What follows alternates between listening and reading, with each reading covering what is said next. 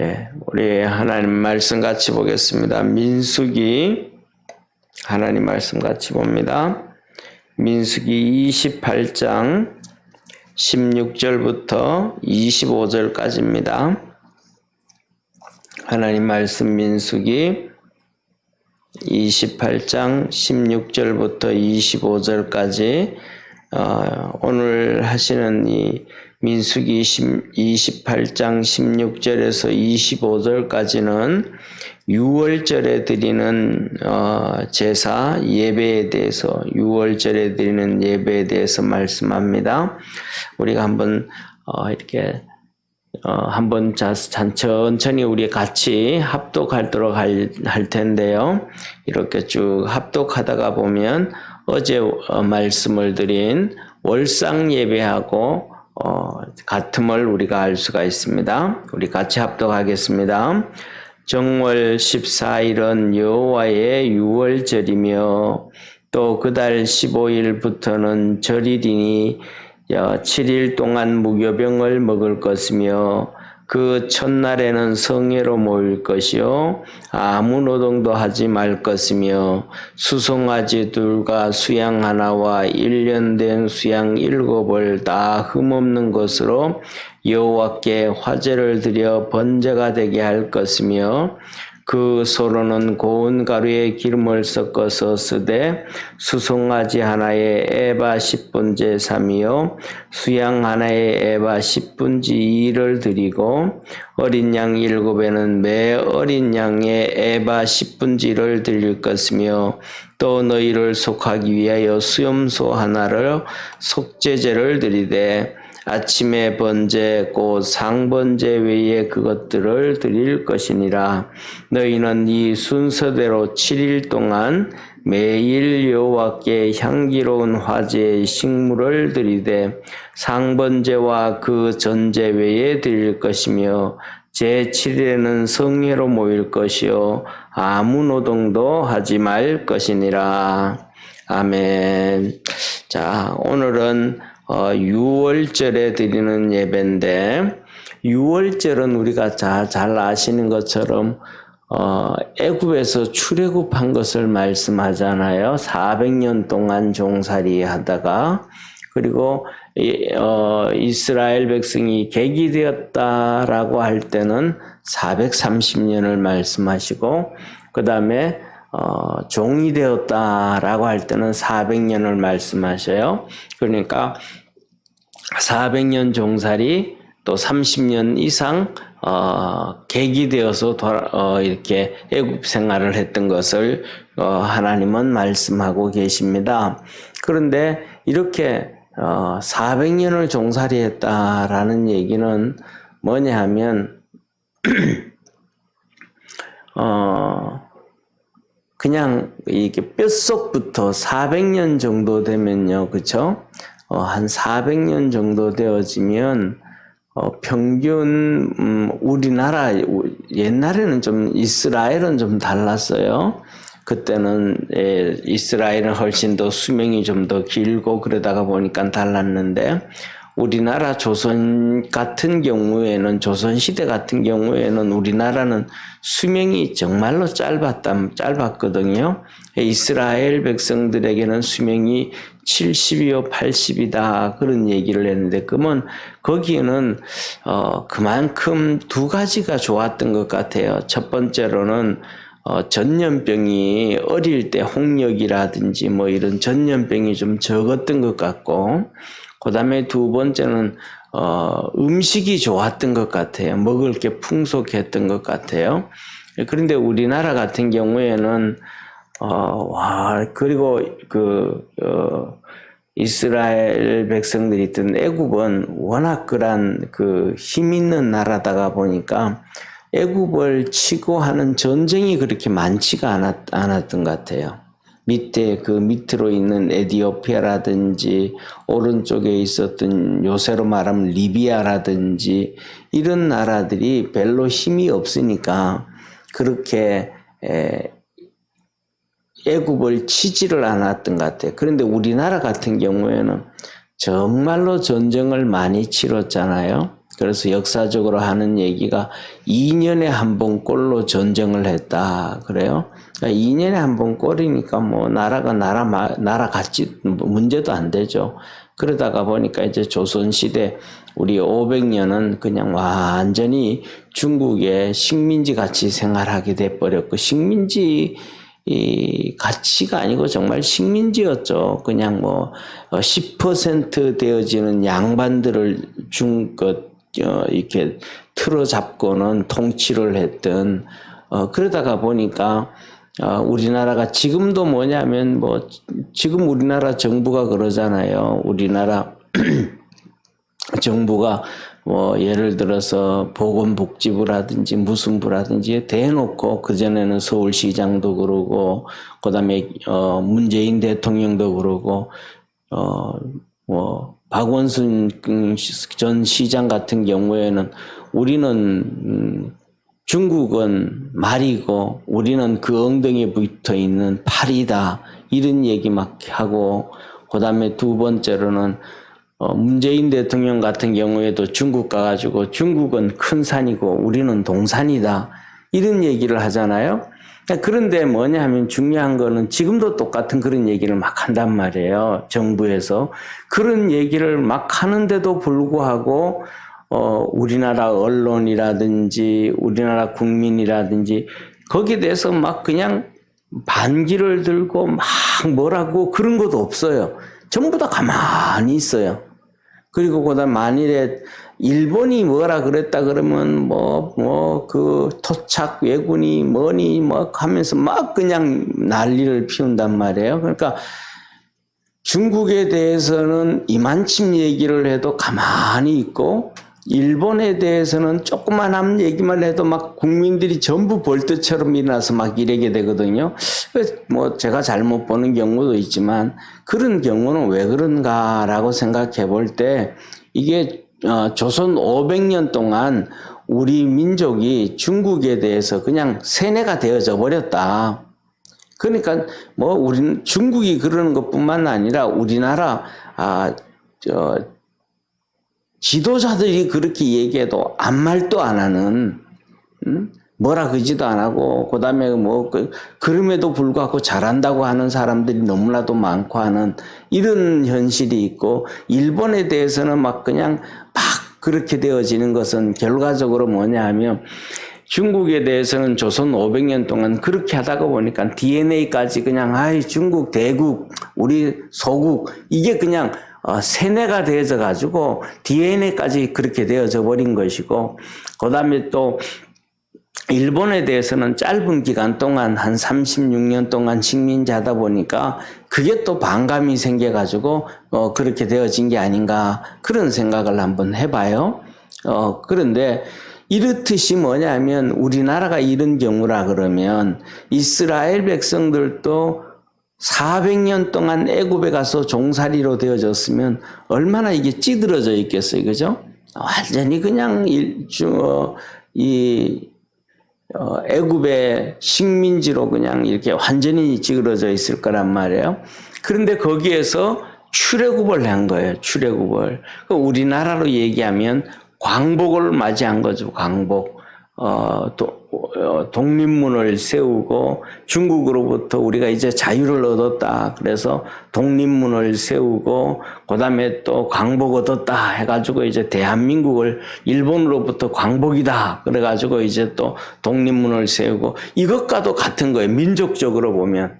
그러니까 엄청난, 민족적으로 나라적으로 보면 엄청난 사건이고 엄청난 일인데, 이 유월절을 이스라엘 백성들에게 있어서 이 유월절을 하나님이 뭐라고 말씀하시냐면 이렇게 말씀하셔요. 오늘 16절 보면 정월 14일은, 정월 14일이 유월절 이렇게 출애굽한 날이거든요. 정월 14일이 출애굽한 날이에요. 그러니까 정월 14일은 여호와의 유월절이며, 그러니까 이스라엘이 강복이 되어진 것이 민족적이고 나라적으로 보면 정말로 대단한 민족적인 것이고 나라적인 것인데, 그것을 하나님이 뭐라고 말씀하시냐면 이것이 바로 여호와의 유월절이다. 하나님의 강복절이다. 하나님의 독립문을 세운 것이다. 이렇게 표현을 하시는 거예요.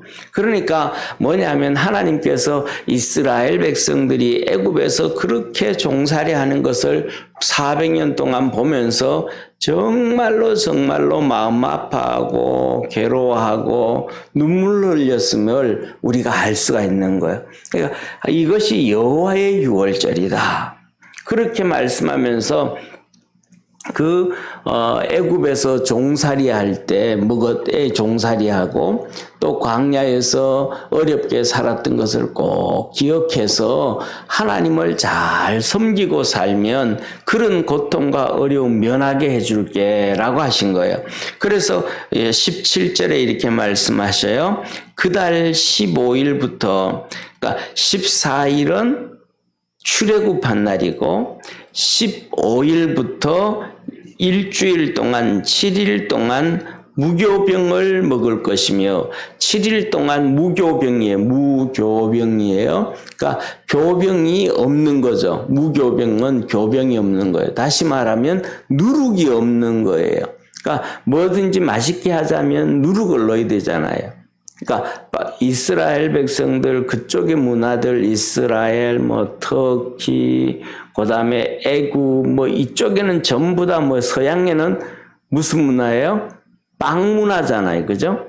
우리나라는 밥 문화고 밥과 떡이잖아요. 밥과 떡. 그런데 그들은 빵이잖아요. 그러니까 빵을 만드는데 이렇게 누룩을 넣어서 부풀게 해서 빵을 만들어야 이게 되지, 부풀지 아니하고 그냥 딱딱한 대로 빵을 만들면 정말로 그거 맛없고 못 먹잖아요. 그죠? 그런데 하나님이 딱딱하고 맛없는 빵, 그리고 그 다음에, 우리가 이제 이렇게 밥을 먹을 때 반찬이 있잖아요. 그죠? 반찬이 있으면 반찬도 거기에다가 데치기도 하고, 데쳐가지고 소금도 쳐서 막기도 하고, 간장도 넣기도 하고, 그 다음에 고춧가루도 넣기도 하고, 참기름도 넣고, 이렇게 맛을 만들잖아요. 그런데 그런 것들도 전부 다 뭐냐면 무교병이 없게 하라. 그러니까 그냥 아무 맛도 없이 먹어야 되는 거예요. 그러니까 빵도 진짜 맛없고 이런 것들을 먹는 거. 왜 그렇게 먹느냐 하면 이 종살이가 그렇게 힘들었다라는 거예요.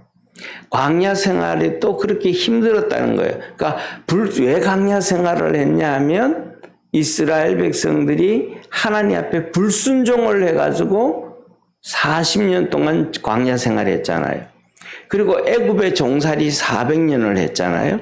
그러니까 이 애굽의 종살이 400년, 그 다음에 광야 불순종으로 인해 고통의 40년, 이것들이 이렇게 무교병 먹는 것처럼 정말 먹기 힘들고 어려울 정도로 그랬다. 그래서 이런 것들을 항상 기억해서 다시는 우리가 남의 나라에 종살이 안 한다.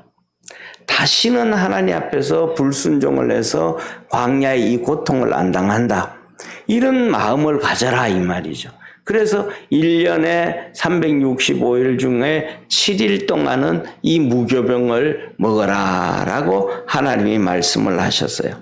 그리고 두 번째로는 첫째 날과 이 무교병을 먹을 때 첫째 날과 또 마지막 날에는 아무 노동도 하지 말아라. 절대로 일하지 말고 성회로 모여라. 모든 이스라엘 백성들이 다 모여가지고 고울고울 다 모이고, 그 다음에 이 예루살렘에 있는 사람들은 예루살렘에 다 성전에 모여가지고 성회로 하나님의 말씀을 읽고 말씀을 듣고 찬송하고 기도하고 하나님 앞에서 성회로 모여라 그랬단 말이에요. 한쪽에서는 하나님 앞에 하나님이 말씀하신 제사 예배를 드리고 한쪽에서는 찬송하고 기도하고 말씀을 봐라. 그런데 오늘 여기에 보면 하나님이 제사는 예배는 어떻게 드리는가 하면 어제 말씀드렸던 월상 예배하고 똑같은 거예요. 첫째로는 하나님 앞에 그때는 예배 드릴 때면 짐승을 잡아야 되잖아요. 그죠? 그런데 짐승을 잡는데 송아지 2마리, 그 다음에 수양 1마리, 수양 1마리, 그 다음에 또 1년 된 수양 7마리. 그러니까 총 몇 마리예요? 송아지 2마리, 수양 1마리, 1년 된 수양 7마리. 그럼 10마리잖아요. 그러니까 10마리인데 이 10마리니까 10마리를 잡으세요. 이 10마리를 한 목에 다 잡아서 한 번에 제단에 올려놓고 한 번에 다 예배드리는 게 그러는 게 아니고 한 마리 잡아서 예배드리고 또 한 마리 잡아서 또 드리고 또 한 마리 잡아서 드리고 또 한 마리 잡아서 드리다 그러는 거예요. 그러니까 10번의 예배를 그날 드리는 거예요. 그런데 여기서 말씀하시는 것은 상번제 말고 그랬으니까 상번제는 아침 저녁으로 드리는 예배라는 거예요. 그러니까 그것도 2번. 그 다음에 또 한 번 뭐냐면 속죄제를 드리고 수염소를 가지고 속죄소를 드리고 그랬으니까 13번을 예배 드리는 거예요. 주일 이렇게 월상 예배 때. 그런데 오늘 이 무교병이 되어지면 이 하루에 13번 드리는 이것을 일주일 내내 7일 동안 계속 그렇게 하라는 거예요. 얼마나 그 하나님이 예배를 원하시면 막 그냥 몰아가지고 그렇게 얘기하는 거예요. 그렇게 하면서 예배를 이렇게 번제로 드리는데 이것을 불로 태워서 화제로 드리는데 그런데 번제만 달랑 드리지 말고 거기에다가 소제와 함께 드려라. 우리가 하나님 앞에서 우리가 열심히 하나님 섬기고 하나님 앞에 헌신하며 살겠습니다. 라고 하나님 앞에 헌신을 다짐하는 소제를 같이 드려라. 소제를 드릴 때는 소제는 번제라든지 그다음에 이 속죄제라든지 이 속건제라든지 이런 것들은 짐승으로 드리는 예배거든요. 그런데 소제는 곡식으로 드리는 거예요. 소제는 곡식. 그것도 곡식도 뭐냐면 밀가루처럼 곱게 간 가루 가지고 드리는 거예요. 고운 가루로 그냥 드리는 것이 아니고 쉽게 말하면 우리가 말씀드렸던 것처럼 그들의 문화는 빵의 문화잖아요. 그죠? 빵 하면 그냥 뭐 밀가루만 이렇게 집어넣으면 되는 게 아니고 밀가루에다가 물 넣어가지고 반죽을 하고 거기에다가 기름도 조금 넣어가지고 반죽을 해야 되잖아요. 그래서 막 반죽을 해서 떡을 만드는 것처럼 소제가 바로 그러는 거예요. 이 고운 가루에다가 그 다음에 올리브 기름 있죠. 그죠? 올리브 기름을 부어가지고 그것을 반죽해가지고 이렇게 하나님 앞에 드리는 거거든요. 그러니까 어제 말씀을 드렸던 것처럼 송아지는 예를 들면 송아지가 이만하다 그러면 그 다음에 수양은 한 요만하겠죠. 그 다음에 1년 된 수양은 그보다 훨씬 더 적겠죠. 조그만하단 말이에요. 그러니까 송아지가 클 때는 밀가루 10분의 3 에바, 그러니까 한 2리터짜리 밀가루 페트병에 2리터 정도 되는 거 3개 해서 송아지 번제로 드릴 때는 거기 같이 이렇게 섞어서 이렇게 소제로 드리고, 수염소일 때는 페트병 2개 정도, 1년 된 이 어린 양일 때는 페트병 하나 정도의 밀가루 밀가루에다가 이렇게 고운 가루에다가 그 다음에 올리브 기름을 넣어서 이렇게 반죽을 해서 번제로 하나님 앞에 드려라. 그리고 그 다음에 2번째로는 하나님이 여기서 말씀하시는 것은 속죄제를 드려라. 하나님 앞에 죄진 것들도 있으니까 수염소로 속죄소를 드리고, 그 다음에 전제를 드려라. 전제는 똑같아요. 소제의 의미와 같습니다. 그런데 내용물이 달라요. 소제는 곡식에다가 올리브 기름을 이렇게 반죽해서 하나님 앞에 이렇게 태워서 드리는 거라고 한다 그러면, 그 다음에 이제 전제는 호리병에다가 2 종류가 있어요. 전제는 호리병에다가 이렇게 독주라 그래요. 독주, 술, 독주를 부어서 드리는 것과 그다음에 또 독주 대신 포도주를 부어서 드리는 경우가 있어요. 그래서 그것을 이제 이렇게 번제단에 쏟아부으면 불막 이렇게 태울 때 번제단이 이렇게 쏟아부어서 드리면 이 호리병에 있는 포도주라든지 그다음에 독주가 다 쏟아부어지잖아요. 그죠? 다 이렇게 쏟아진단 말이에요. 그러니까 그렇게 되어지면 내 모든 정성과 내 모든 에너지와 내 모든 힘과 내 모든 마음을 하나님 앞에 이렇게 다 쏟아부어졌다. 이런 의미예요. 그래서 이 의미가 신약에서는 딱 한 번 나와요. 그게 뭐냐면 바울이 기록을 한 거예요. 디모데 후서에 보면 4장에 이렇게 얘기하자면 바울이요. 디모데한테 편지를 쓰면서 나는 이제 관제와 같이 되었으니 이렇게 말합니다. 관제. 여기에서 관제라고 우리말로 이제 이 관제라고 했지만 그 번역을 정확하게 하자면 관제와 같이 되었거늘 그러는 게 아니고 전제와 같이 되었으니 이렇게 얘기를 해야 되는 거예요. 뭐냐면 이 관제할 때 그 관자가 뭐냐면 우리 한자로는 수로 관자 썼거든요. 그러니까 이렇게 시골에서 옛날에 있다 보면 이게 수로가 있잖아요. 논으로 물 들어가는 그 또랑물 그걸 수로라 그러잖아요. 그 수로 관자라 그래요. 그걸로 물이 쭉 다 들어가서 논으로 들어가고 나면 가을에 곡식이 다 이렇게 나락이 다 익고 나면 물을 막아서 또랑물에 물이 없애버리잖아요. 논에 물을 빼야 곡식이 쌀이 익으니까 여무니까. 그래서 이 관제와 같이 되었다 이 말은 이 수로로 물이 다 해서 이제 다 빠져나갔다 이제. 내 몸의 에너지와 열정과 정성과 노력을 내가 하나님 앞에 다 드렸다. 그래서 이제는 남아 있는 게 없다. 그러니까 사명을 다 감당했다. 사도 바울이 그래요. 그래서 이제는 나를 위하여 하나님이 의의 면류관을 준비하셨으니 하나님이 의의 면류관 준비해 놨다는 거예요. 그래서 그게 관제라고 했는데 사실은 우리말로 번역할 때 관제라는 표현보다는 신구약 성경의 의미를 이렇게 맞출 때는 전제와 같이 되었으니 하나님이 우리에게 말씀하잖아요.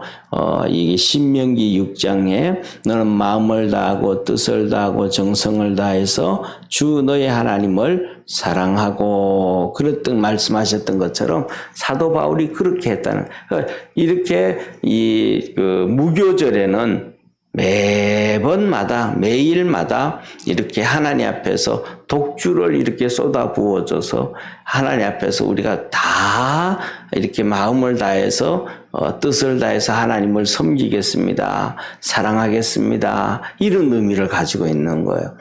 그래서 이렇게 매일마다 일주일 내내 이렇게 송아지 2마리, 매일마다 송아지 2마리, 수양 1마리, 1년 된 수양 7마리, 그 다음에 아침, 저녁으로 드리는 상번제, 그 다음에 거기다가 속건제, 여기서는 속제제, 그리고 또 전제. 이것을 매일마다 드려라. 아침부터 저녁까지 하나님 앞에 예배를 드리고 첫째 날과 마지막에는 한쪽에서는 제사장들이 그 예배를 드리고 또 한쪽에서는 이스라엘 백성들이 모여가지고 찬송하고 기도하고 하나님의 말씀 듣고 그 다음에 이렇게 말씀으로 무장하고 그렇게 일주일을 보내라. 그러면 이것이 바로 여호와의 양식이다, 식물이다 라고 얘기하는 거예요. 오늘 우리가 이렇게 새벽에도 하나님 앞에 예배 드리는 것이 첫째로는 우리를 위해서 한다라는 생각이 있지만은 가장 첫째로는 우리를 위함이 아니고 하나님을 위해서 예배를 드린다. 이게 뭐냐면 하나님이 기뻐하시는 예배다라는 거예요.